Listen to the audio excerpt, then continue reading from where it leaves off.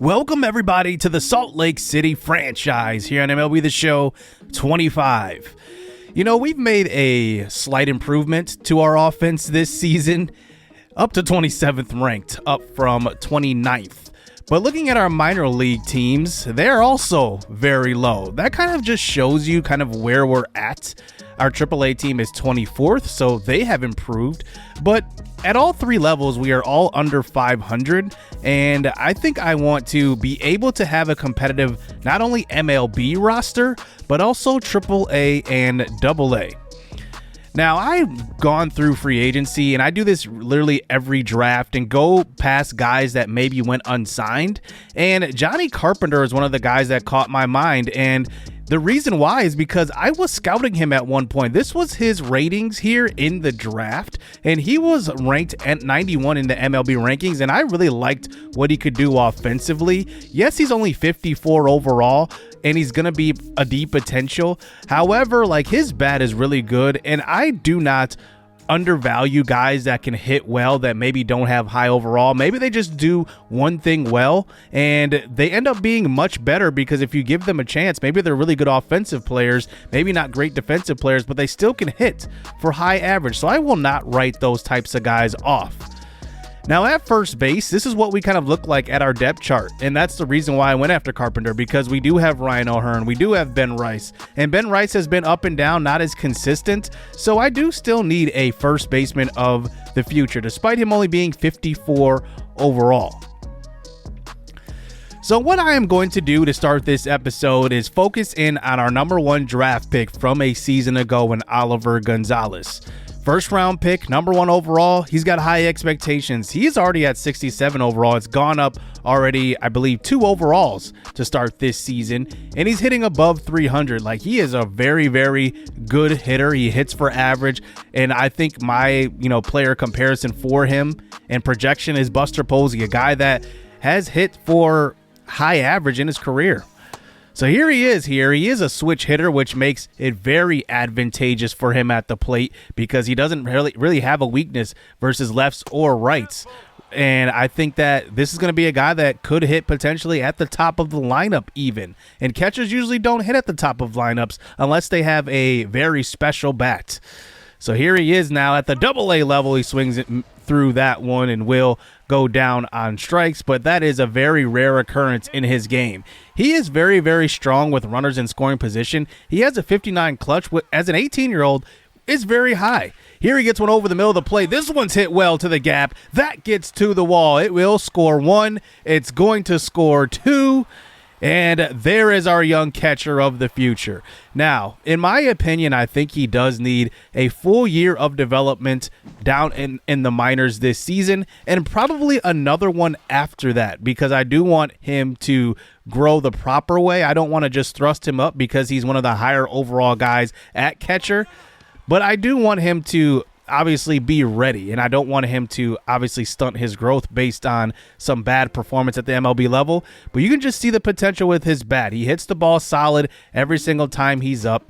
He can drive in runs when needed, and like I said, he could hit at the top of the lineup. He could even be a 3 hitter in the lineup. He's not going to hit for many home runs, but base hits where he's going to be needed in clutch situations to drive in runs, I think that's going to be a very good strength in his game, and I'm looking forward to him developing throughout this series. But at the MLB level, we get some news. Luis Torrens right on cue.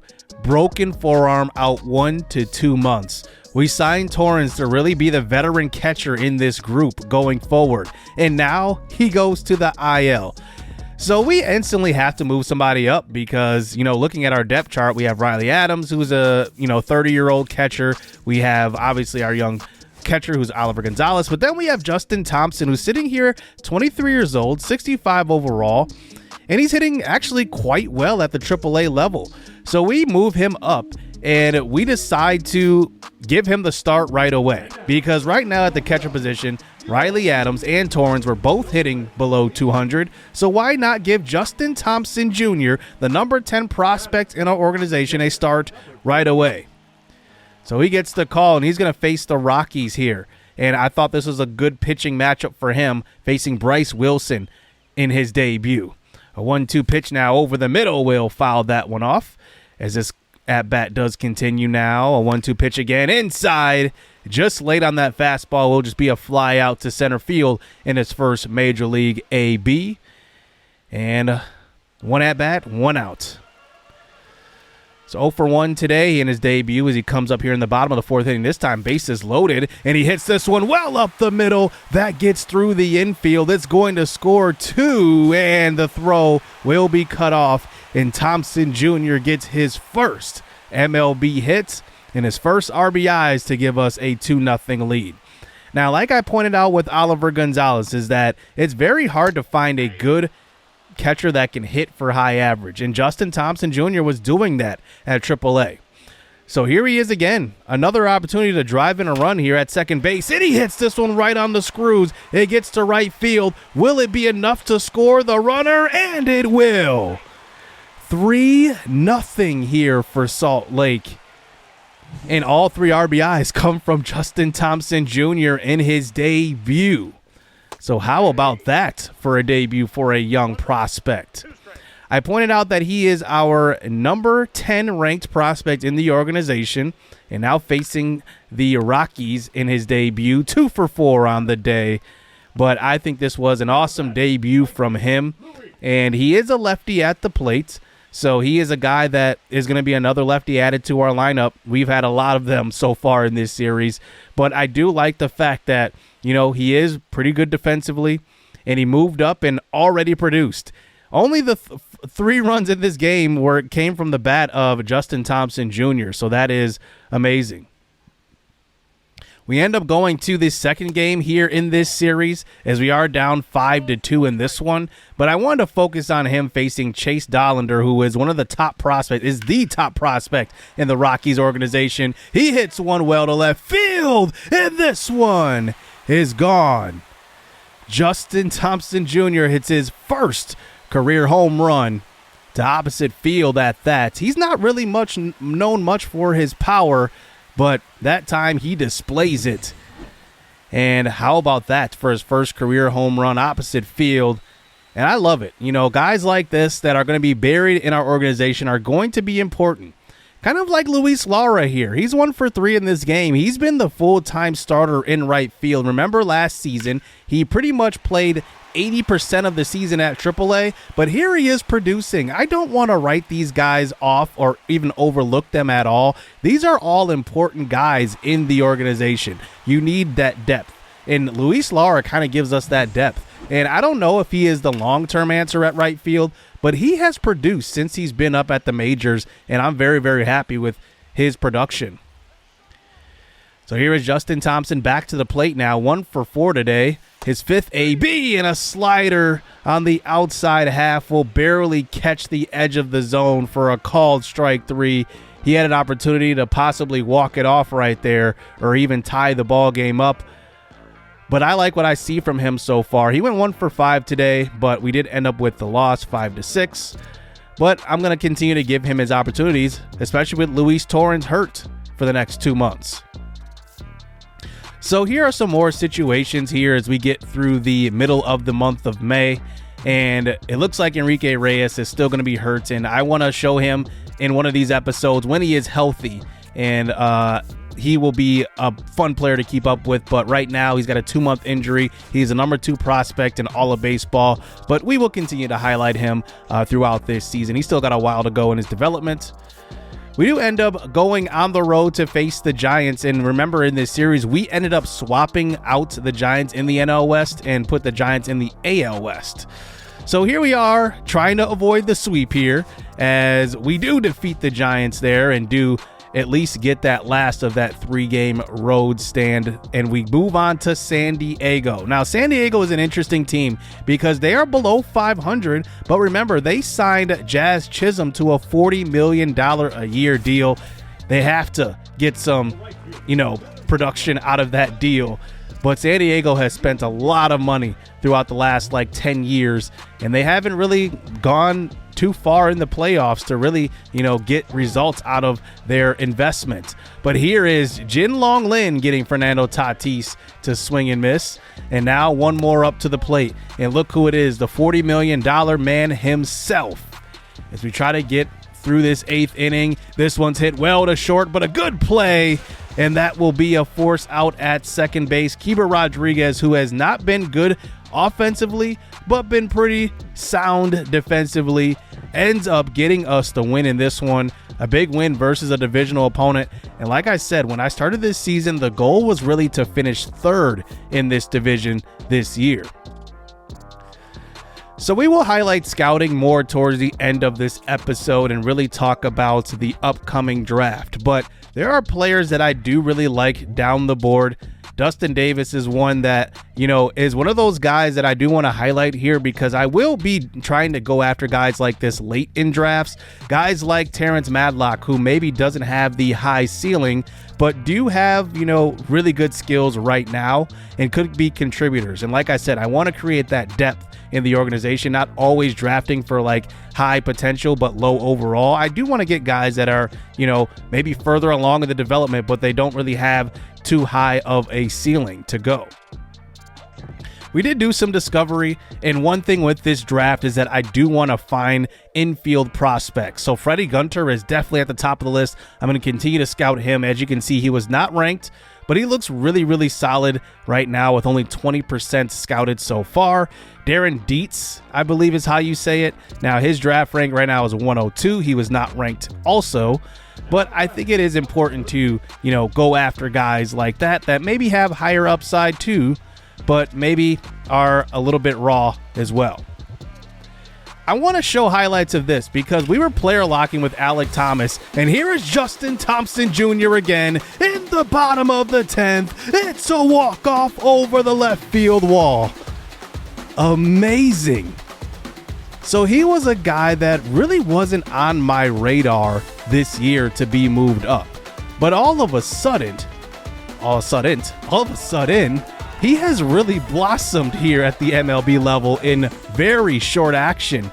3 for 4, 2 home runs, and 3 RBI. Could this guy be maybe the hidden gem of this organization?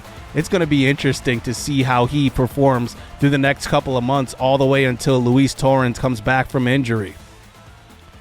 More situational baseball here as we are in the bottom of the 9th. Here's Luis Lara, who gets an absolute dream pitch, a hanger over the middle of the plate, and he swings through it. He may have been slightly early on that swing, but I wanted to show that one because it was just an amazing pitch that he could have just walked it off. And Juston Thompson Jr. went 2 for 4 in that game as well. So we're moving towards the end of the month of May as we do get through a little bit of this season, 23-32 at this point. We are actually in these tight ball games. We're not getting blown out like we have been the last couple of years, and we're also producing at the plate. Here in this one, we had 12 hits, 9 runs, and look at the top of our lineup really producing. We had 6 hits between the top 3 hitters. That's kind of what you want to see. We also come into a situation here where we are facing the number 1 overall pick in this series in Terrence Bell, who was at the MLB level. Now, he already played back in season number 2, so he pretty much went straight to the pros. And now we get a chance to face him. I decide to, like I said, I'm going to give guys opportunities that are at that fringe MLB point. Elijah Vaughn is 69 overall. He's a starting pitcher and a lefty, and he's performing pretty well at AAA. So we are going to give him the start versus the Nationals here at 26-34. Now, we are on the road, and the Nationals have really drafted at the top of every draft so far in this series. So this is a good comparison game to see where we're at as far as our rebuilds. So here is Terrence Bell. He strikes out Ryan O'Hearn on that one and now faces Terrence Madlock at the plate, who's got that average up to 246. He's actually hitting pretty well. This one's driven deep to right center field, back at the warning track, and it just holds up in the yard. Just that close. So here is Elijah Vaughn. He is also a top 10 prospect of ours. Remember last season, he made the futures game. He is our number 9 prospect in our organization at this point, and obviously had a very good start to his AAA season. And here he gets out of the second inning with a line out to Ryan O'Hearn. But now in the bottom of the third inning, facing C.J. Abrams, who hits one up the middle. That one gets through, and it will be the first runs of the game here for either team. And it's going to be a 1-0 lead for Washington at home. Now, Elijah Vaughn is interesting. He's not a power pitcher. He's going to be a guy that is going to not have the greatest command. But, you know, in sim, he's actually playing pretty well. He has a pretty good off speed with a good changeup, a decent slider. His fastball is in the mid to low 90s, and he's a guy to just look out for. So I wanted to give him a spot start here to see if he can come through today. Terrence Madlock gets the single here in the fourth inning as that brings up Ben Rice, and he hits one to right center, but it will hang up in the air as Dylan Cruz does run that one down as we move on to the bottom of the fifth.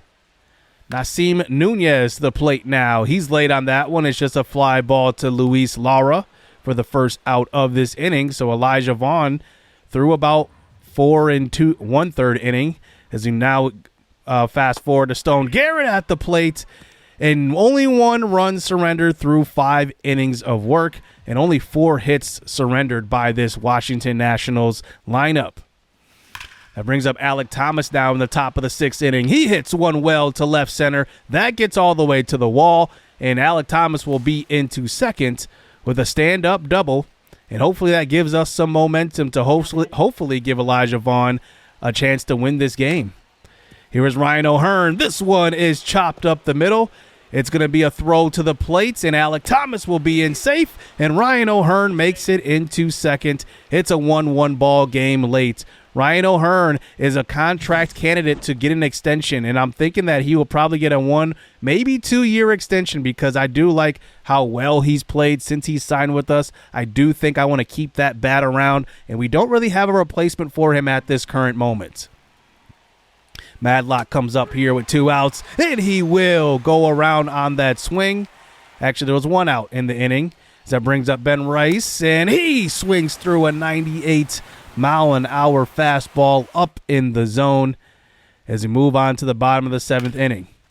We do pull Elijah Vaughn at this point and put in Trent Thornton, who signed here in the offseason coming from Seattle. He gives up a hit to right center, and look at this, a triple. And this is where I want to be better. Dylan Cruz with great speed, but those are ones that we have to cut down to doubles. Even if it's shot in the gap, we need to be better in the field. But here is Nunez, though, a short fly ball to right field. You know Cruz is going to be on the run. Lara with a throw home. This is going to be a close one at the plate. But Cruz will extend this lead 2-1 off of the sacrifice fly from Nunez.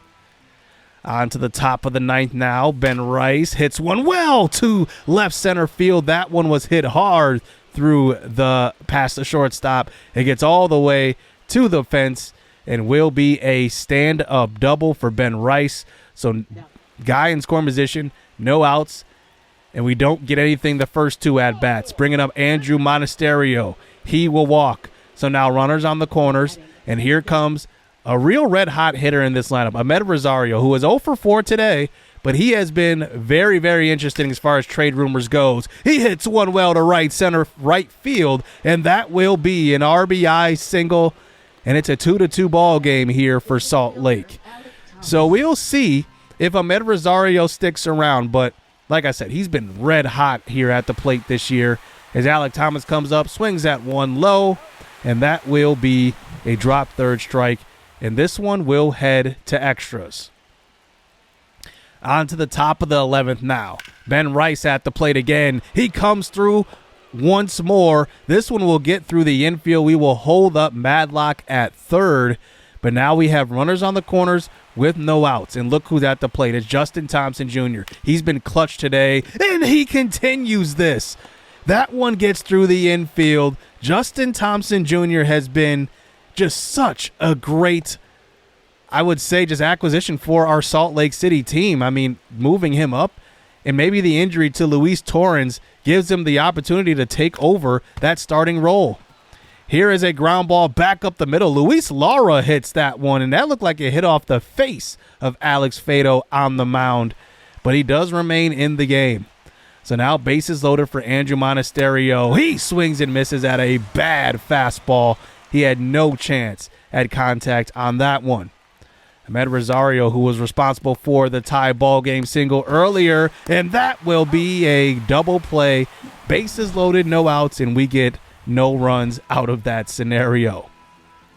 So now Mariano Castro in for the save here late. Ground ball up the middle. That will be it, and we get the big road victory. Unfortunately, Elijah Vaughn does not get the credited win, but we do get a nice victory here in extras, and these are the games we do have to finish as a good team. Mariano Castro, though, he's been a lot better since the first episode of this season. He has been pretty lights out. He does end up with his 14th save on the year. Elijah Vaughn goes 5 1/3 innings, striking out 7, walking 1, and surrendering 1 run. So he's a name to keep your eye on, but here is Terrence Madlock in a situation here in the top of the 8th inning. He's 2 for 3, and I think his bat is now starting to get warmed up. He's hitting the ball phenomenally. Here he hits one to the left side. This one will be stopped by the shortstop, and look at the runner coming all the way from second. A terrible decision. We thought that was getting through, and that does not happen, but it is a base hit here for Madlock. 3 for 4 in this one. And here's Ben Rice. He hits one hard to third, on to second, and a force out here late. And we cannot get another run across. And the Phillies end up winning this game in a scenario where bad base running ended up losing that one. But the Phillies do end up getting 3 runs in the 8th, so it probably wouldn't have mattered anyway. But here is Ben Rice again. And Ben Rice, 2 home runs in this one versus the Phillies. And it's been really, really awesome seeing Ben Rice because he's hitting a ton of home runs this year, but that average is just at 200, which is terrible. He swings that one inside, and that's good timing on an inside slider, or just a foul ball to Bryce Harper there at first base. And Ben Rice is just a name to keep your eye on, like I said. 2 for 4 in this one. 2 home runs on the day. Can he go for number 3? This time, it's the top of the 10th inning. Bases loaded with a chance to extend this lead. He gets a good pitch. Another good timing swing and just pops it up into the infield for an infield fly. Ben Rice can't come through again. But this game is still not over. Top 12. He gets the exact same opportunity here to drive in a run. We're up 6-5 at this point. This time he swings and misses at a bad pitch, and he will be thrown out at first base. But guess what? It's still not over. Top of the 15th inning. He's now had 5 at-bats to hit his 3rd home run, and he's been unsuccessful. But now 2 for 6, inside curveball. It's a called ball, and now it's 1-0. 1-0 pitch is low, hit well, but only just a ground ball to second base. And it will end up being a rare 2 for 7 day with 2 home runs for Ben Rice. But bottom 15 now, Ryan Yarbrough in to close this one out, and it will get us the victory as Ahmed Rosario, playing short today, will be under that one, and we do end up playing a 15-inning game versus the Phillies and end up with the win 8-7. Aaron Ashby ends up getting credited with the win. Ryan Yarbrough gets his first save of the season. Ahmed Rosario, though, just continues to hit the ball well. He was 3 for 4 today. And like I said, that trade value is sky high at this point. More action here facing now the San Diego Padres as Alek Thomas is 1 for 4 today. He gets an outside changeup. Another outside pitch fouled off. And with an opportunity to walk it off here, a 1-2 pitch. This one's hit well to right field, all the way to the wall. Alek Thomas rounds first. He's headed to second, but we do hold up the runner at third. And now we have 2 runners on, 1 out. A base hit, a sac fly will win this ball game. and that's going to bring up Riley Adams to the plate. But we have to, go to our bench here because Juston Thompson Jr. got the day off, but we know how hot of an episode he is having. He's down to 253 with his average after a very hot start, but he's hitting really well in clutch time. Does he make it another walk-off in today's episode? He does! Juston Thompson Jr. has come up and maybe changed our catcher position by himself. I mean, coming up with a hot bat from AAA.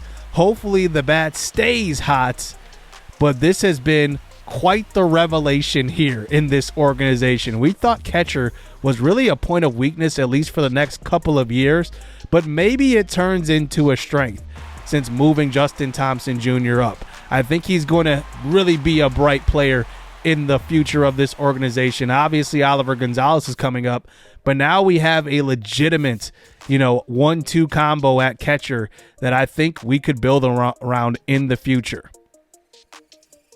So moving towards, the month of June, I think we're just kind of up and down at this point. Johnny Hood had a good outing in this one, but did give up 9 hits and a win.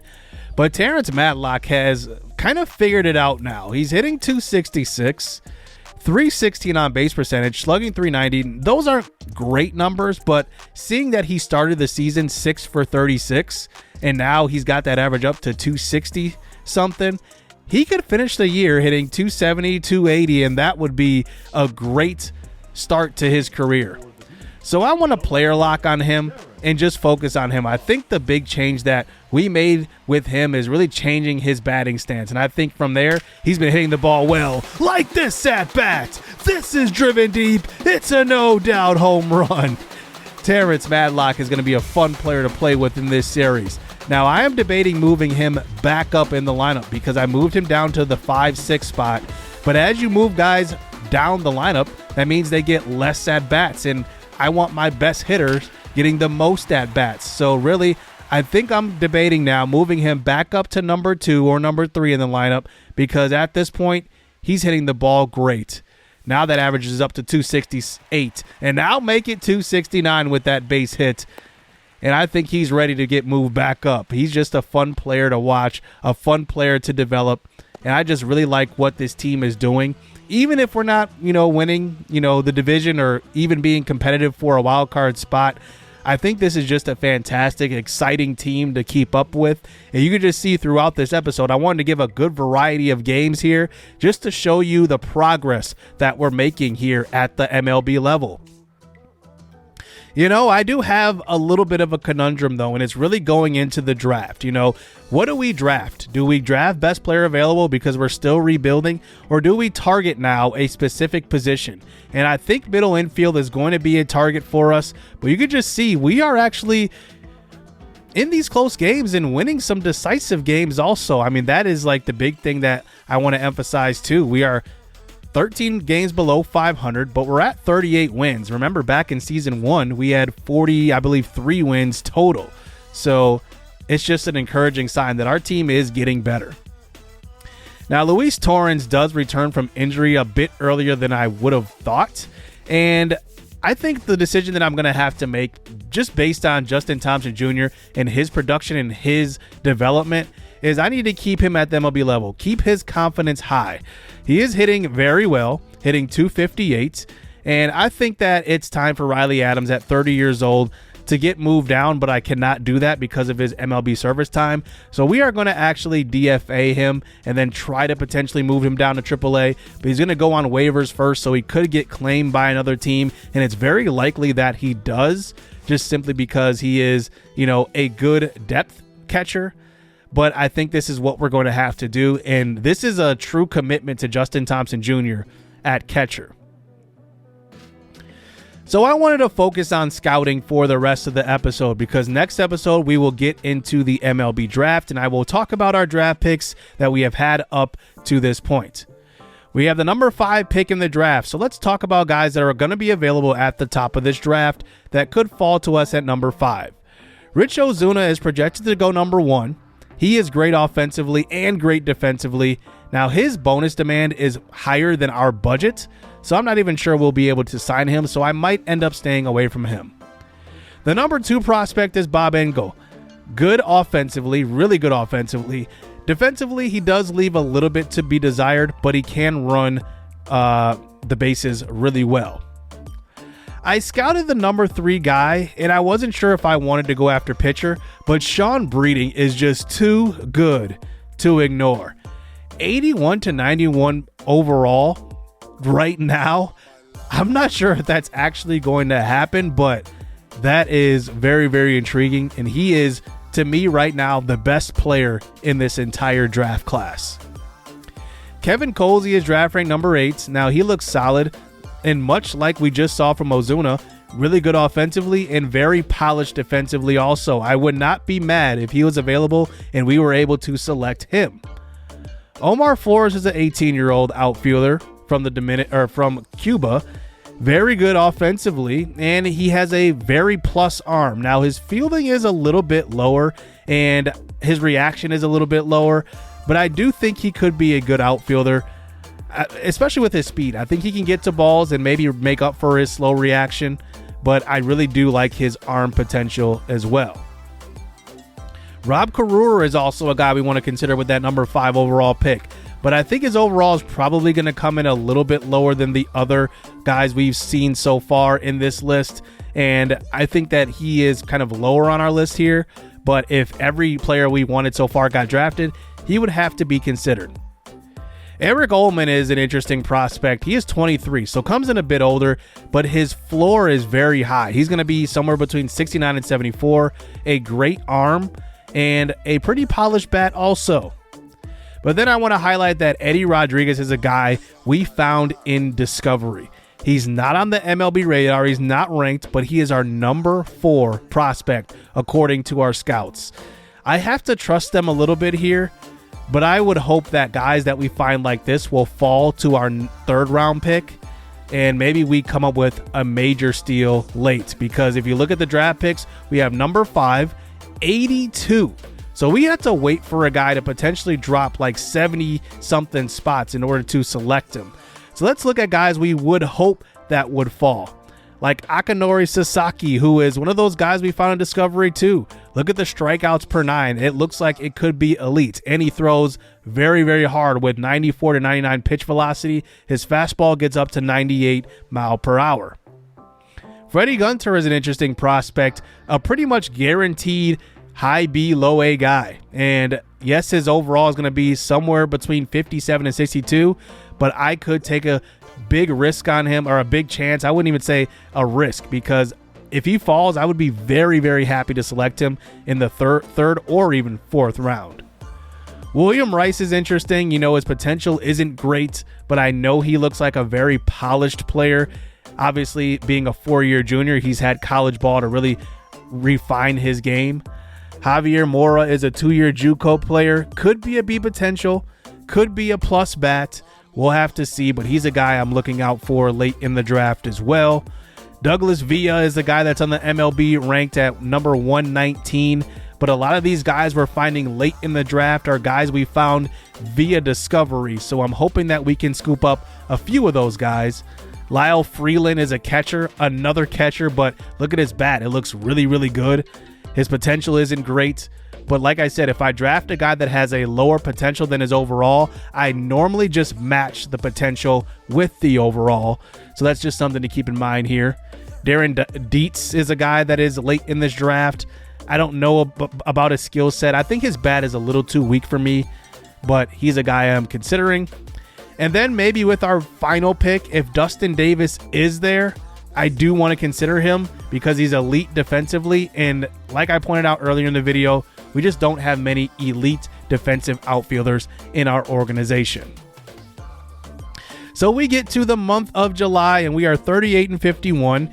And next episode, it will mostly be focused on the draft, but hopefully we can get through the All-Star break, have a couple of hopefully surprise All-Stars. And then I want to start to be competitive going into the trade deadline. Am I going to be a buyer? Probably not, but I do want to be aggressive in seeing what our young guys have. So there could be some players moved up and down just to see what they do if they get the opportunity. So hit subscribe, hit that like button. I hope you guys enjoyed this episode, and next episode will be the draft. Stay tuned. Let's get it. Let's go.